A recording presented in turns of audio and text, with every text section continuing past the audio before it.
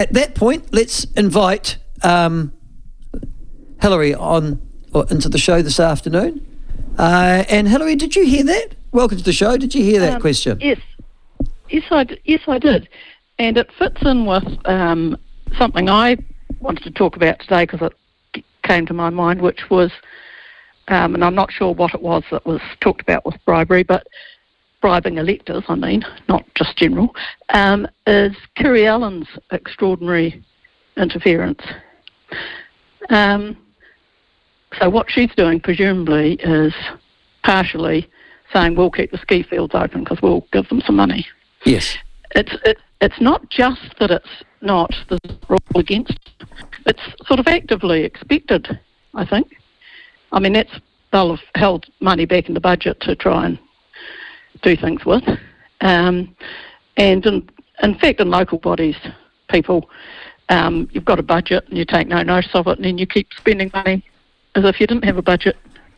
So the budget's sort of irrelevant. Well, and now we're talking, last week, as I was just explaining earlier in the show, Hilary, Carmel Cepoloni and I think Chris Hipkins said that universities were on their own, and those going through some sort of financial plight, which was 5 or 6 of the 8, have to sort it out for themselves. So, there were louts underway and staff were going and blah, blah, blah.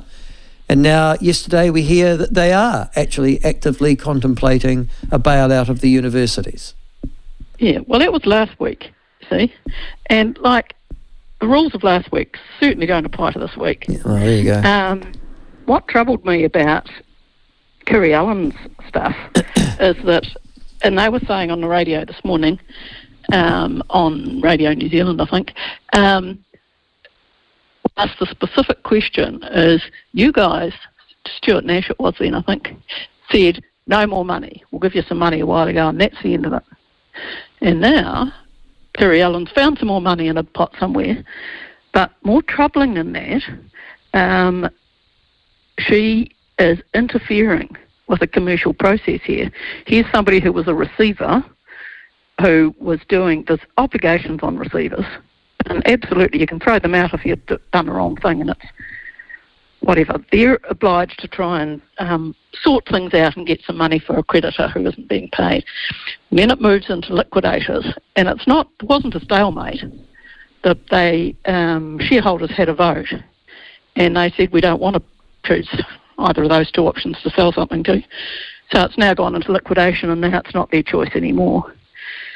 But they had chosen 2 possible buyers, one for each side of the mountain, and they were about to sell it to them. That was their proposal, and that is their job to do that.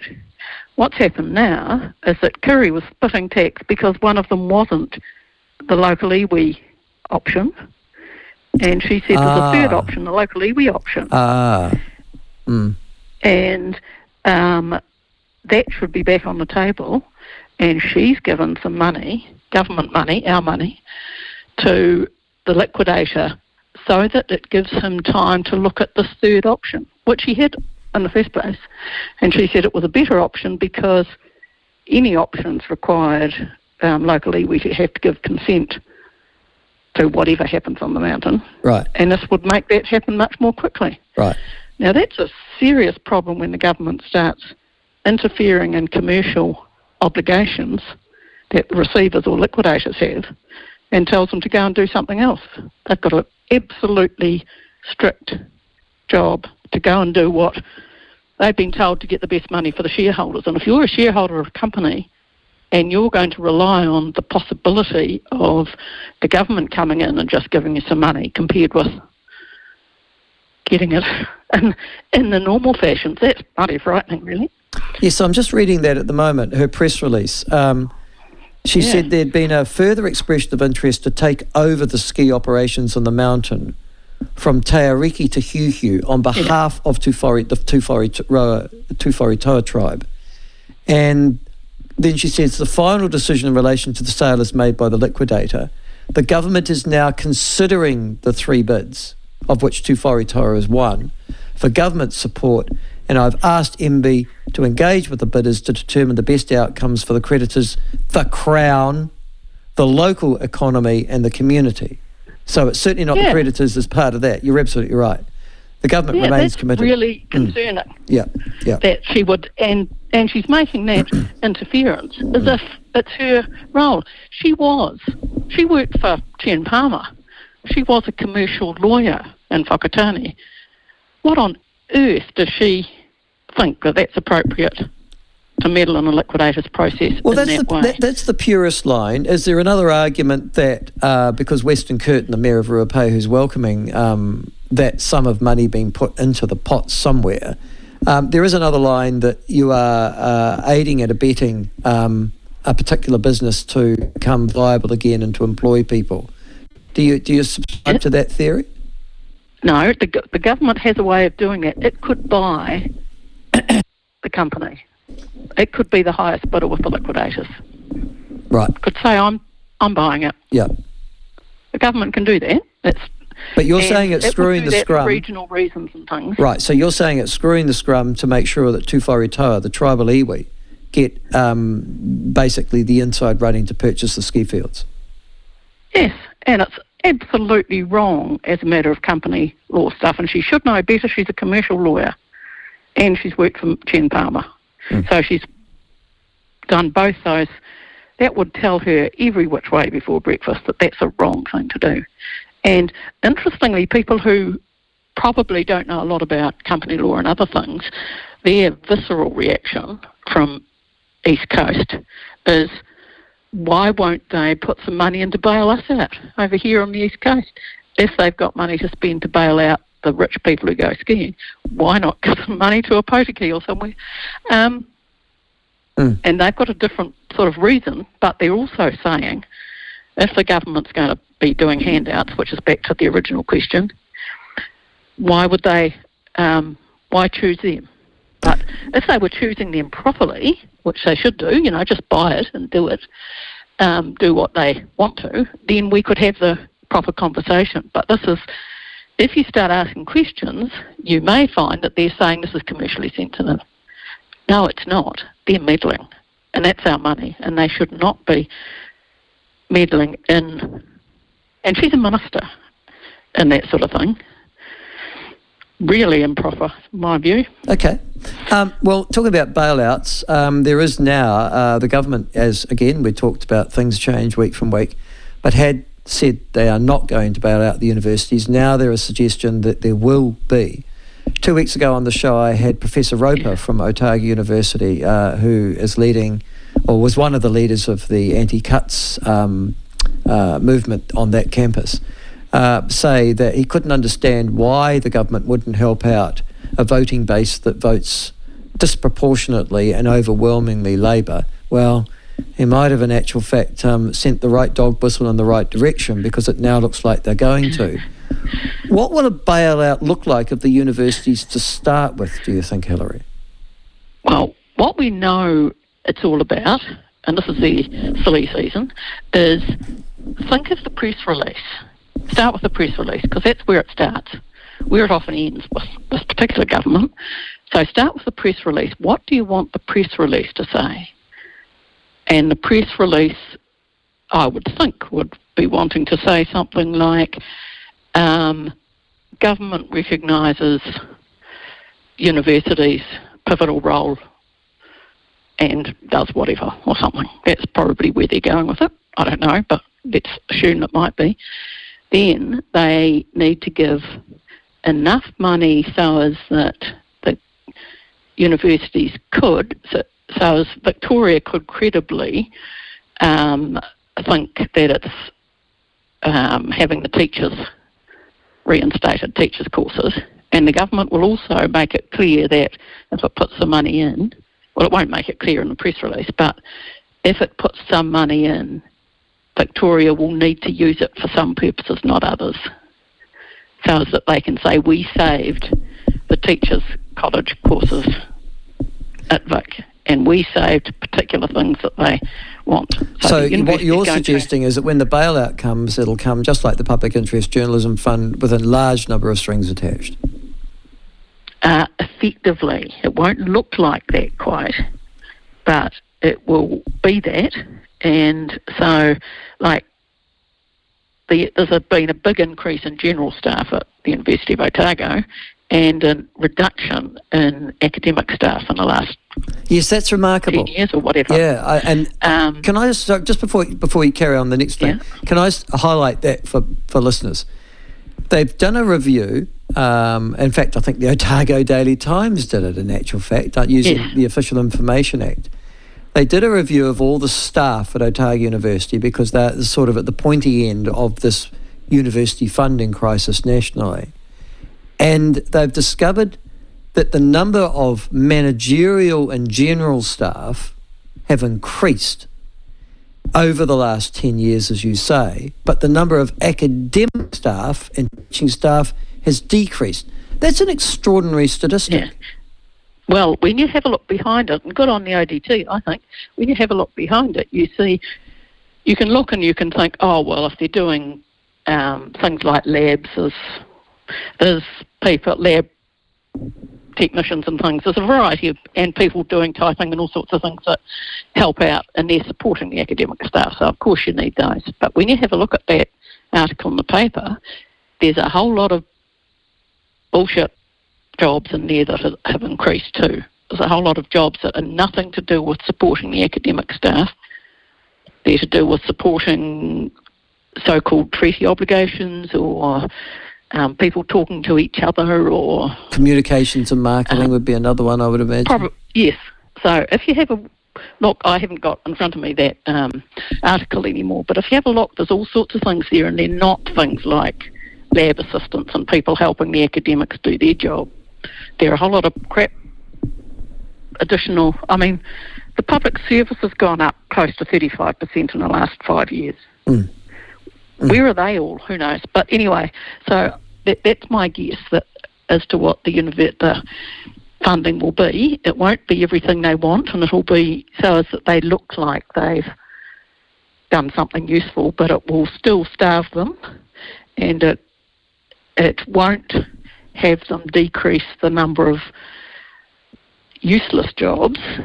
It will insist that a lot of those stay, and it will actually keep squeezing the proper academics doing the proper university stuff, which is the most important. Everybody there should be supporting either teaching or research in a really direct way, everything that's done there. And if they're looking at, that's the only things they should be looking at. Which raises the next issue, though, and I've talked about it repeatedly on the show, and that is the inefficiency of New Zealand universities, full stop. 8 of them scattered all over the country, duplicating people, resources, management, and also courses. Surely we're too small to have what we've got at the moment. Well, you could say that, or you could say, let's get back to some proper quality, and you have to show me you're doing sort of at least second world class, if not first world class quality in things. And if you're not, we're going to close you down. So instead of saying, because the government's just crap at choosing winners, if you say there's too many of them, they'll choose the wrong ones, won't they? We'll end up with Waikato being the major university in New Zealand because that's where all the government people come from. Curiellum, as it happens, studied at it's Vic, in her case, I think. Okay. You mean not a real university? Well, I'm just saying that if the government there's the conceit of a Otago graduate.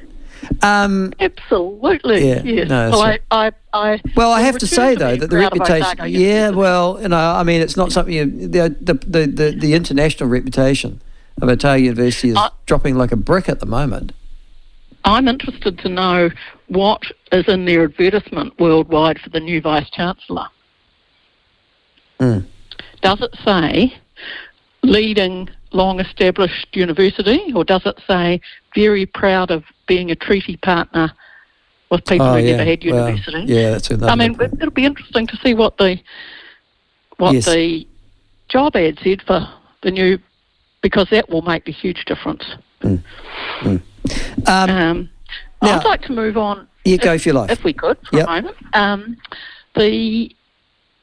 Out of the conference that the Nats had over recently, weekend. Came a couple of law and order, of course, silly season time again, things, one of which turned out quite controversial from the other side of the House's point of view, which was the suggestion that judges should be limited in their reduction of the standard sentence to 40% of we talked about that yesterday. Yeah.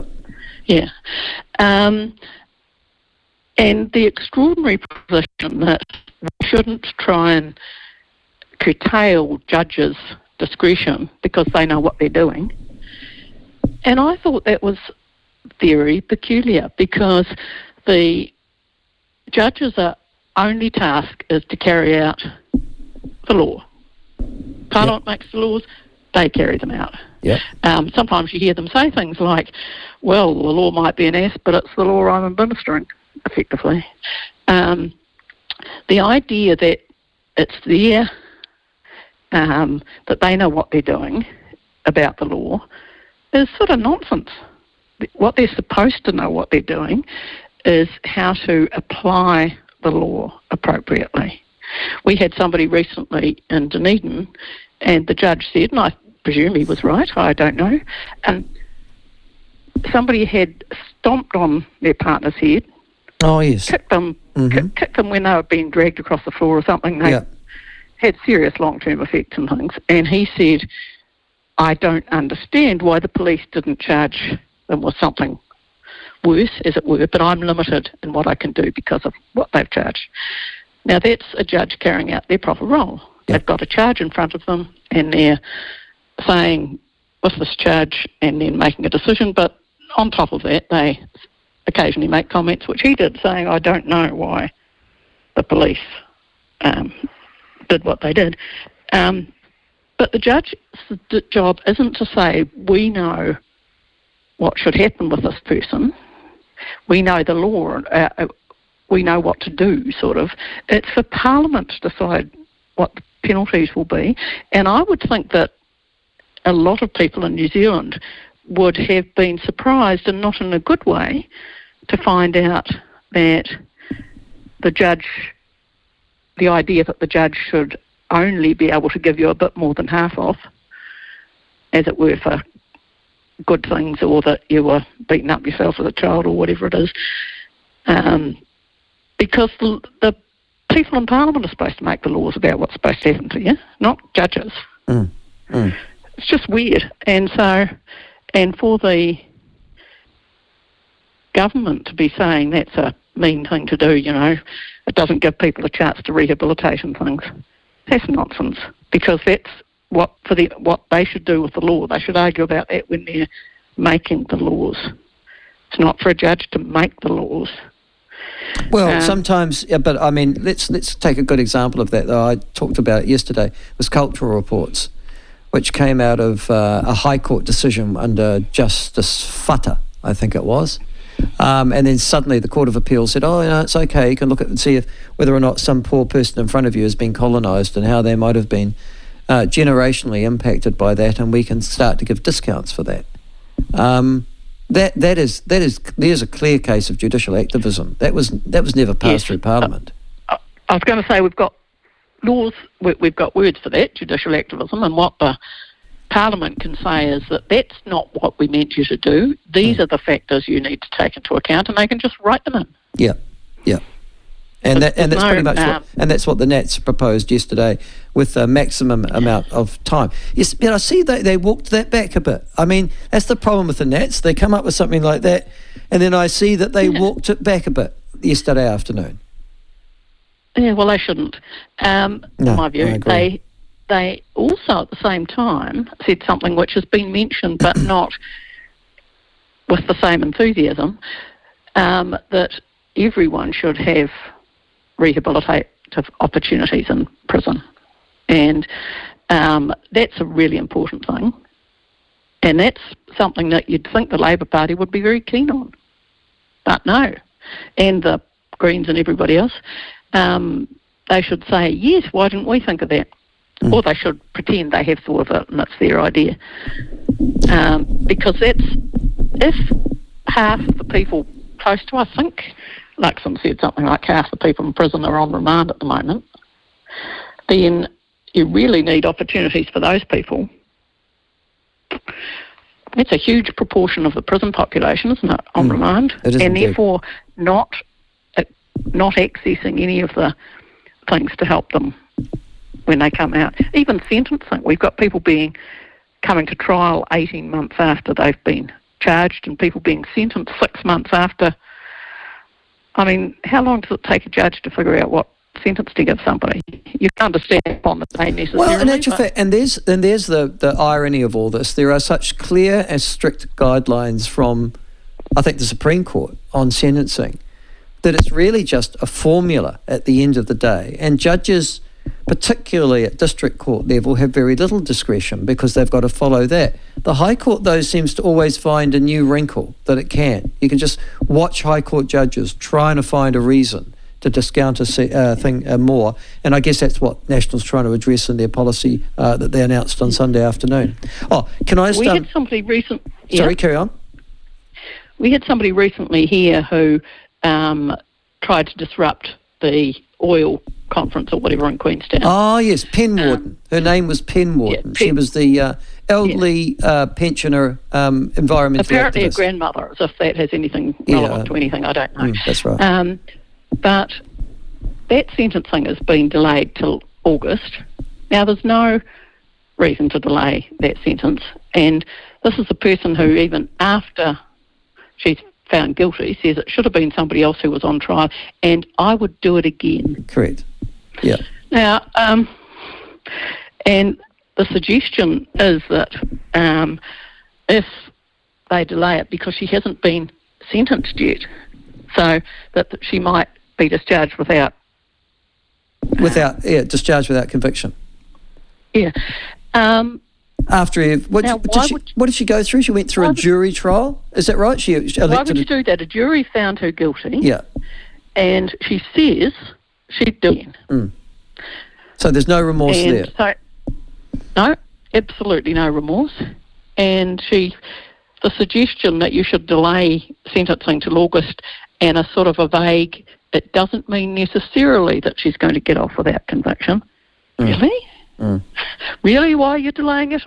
And what could she do in the meantime as an act of contrition, as the Catholics might say, when all she said is, I'd do it again? Just while you and I are talking, the government, Grant Robertson, the Minister of Finance, and the Education Minister, Jan Tinetti, have announced a bailout package for universities, $128 million over 2 years, calling it a temporary boost. They have also promised a review of the higher education funding system. And they claim that they're getting the money from an underspend on the free fees for tertiary students. Apparently not as many students took it up as necessary. Hard to believe that they underspend it by $60-odd million a year, but there you go, that's what they're claiming. So that's just been announced as we've been talking. Okay. Oh, well, that's, yeah, I can see why they would be doing that. It would be interesting to get in amongst that so-called underspend and see whether that was fewer first-year university students by X number, or whether it was the budget was overblown in the first place. Well, yeah, that's right. I mean, yes, the fact you got your numbers wrong, you'd think, okay, we're now going to spend that money on something else, like education, real education. Well, the thing is, if you've got some money spare, then there's no particular reason why it should be anywhere in particular. No, that's right. But that's the rationale they've just announced there. Just on that, though, I'm interested in what you said about sentencing. The law and order is obviously a critical issue. You've been through elections with it. ACT seem to be driving that issue, and I think have pulled National to the right particularly. One of the things that Luxon announced on Sunday was that National was signing up to the 3 strikes legislation that the ACT Party had been a part of. Do you find that interesting?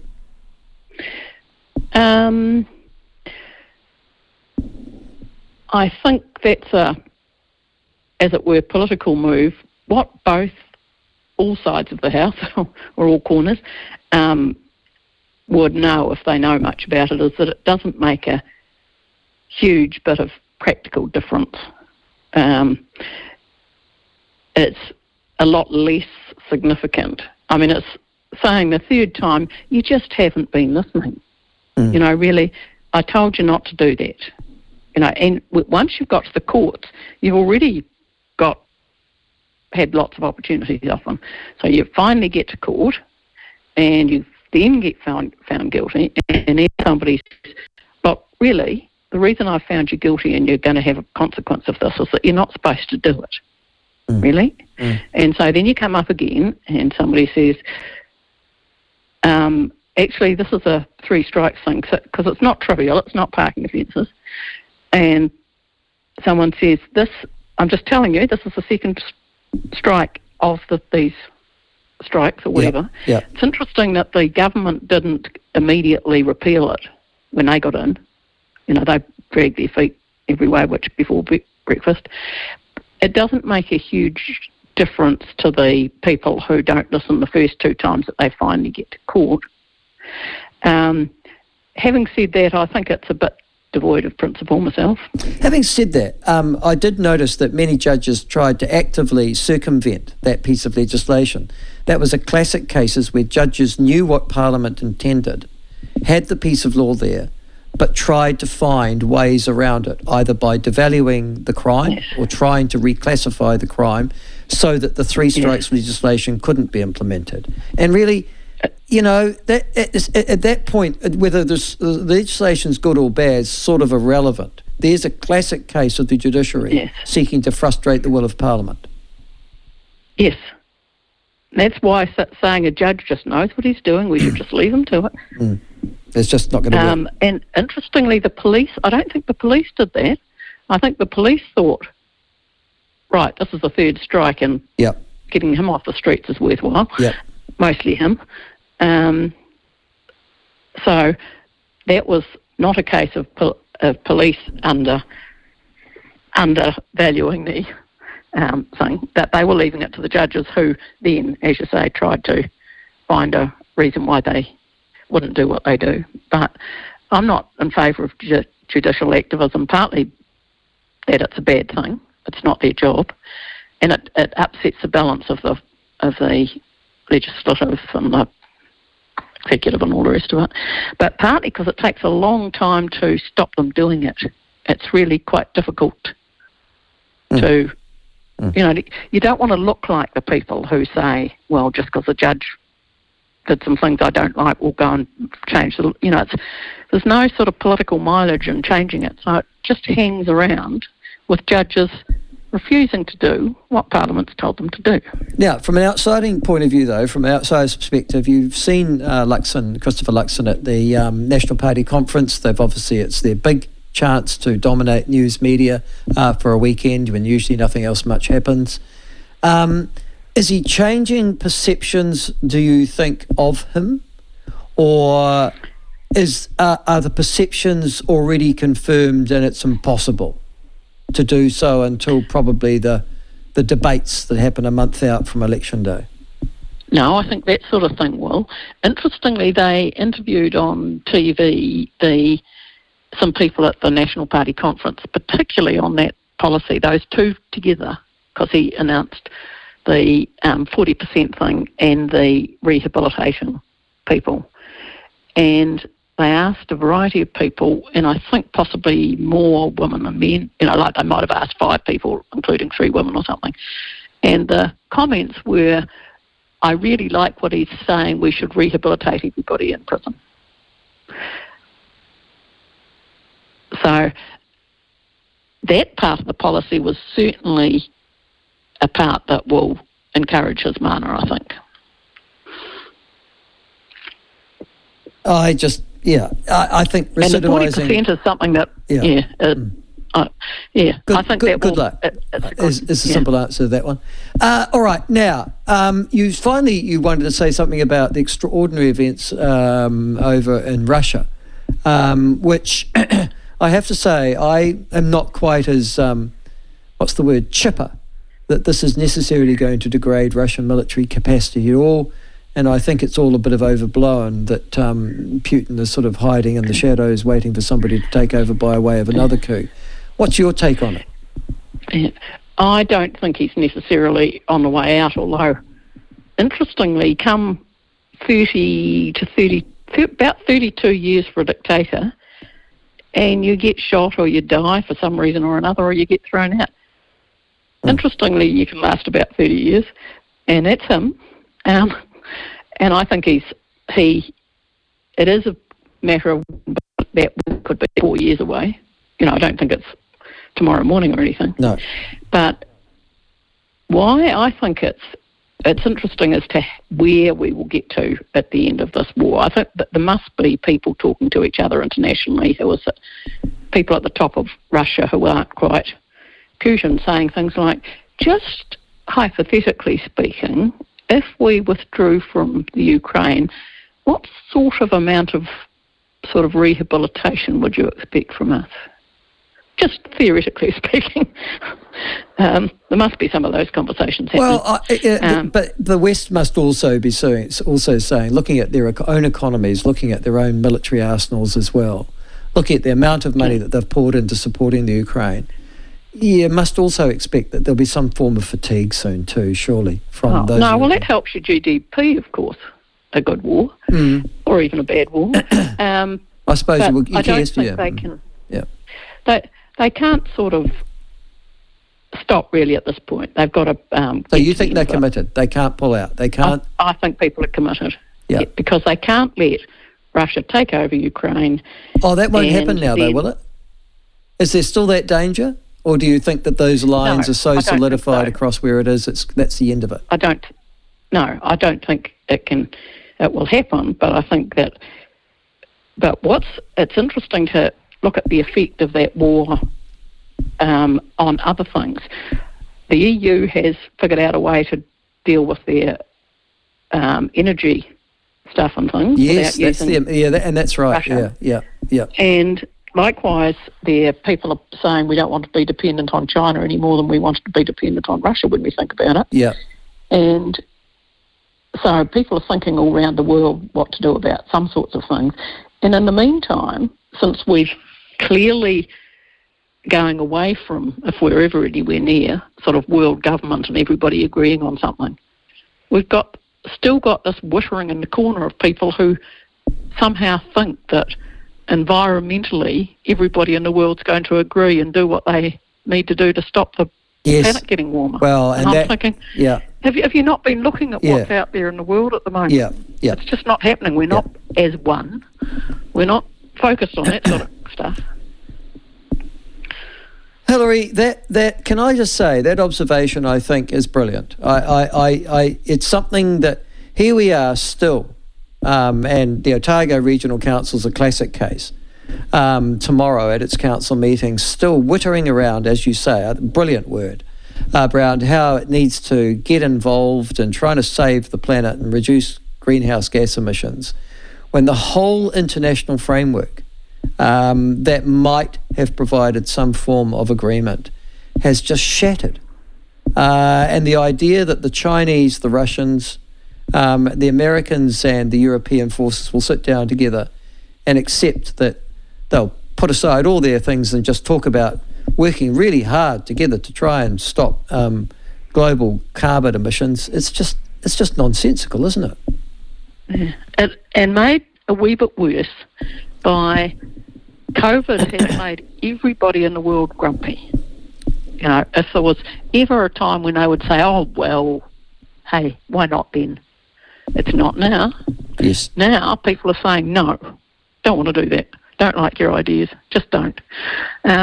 Everybody is a bit tetchy and a bit brittle and a bit grumpy, internationally and personally and on all sorts of levels.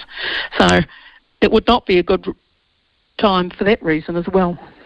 Thank you so much for joining us, Hilary. As usual, you have provided an outstanding intellectual insight into the issues of the day. I thank you for your time, and we'll talk to you tomorrow. Next week. All right, that's Hilary Calvert, former ACT MP, former City Councillor, former Regional Councillor, former lawyer and business person. Very astute business person, I might add.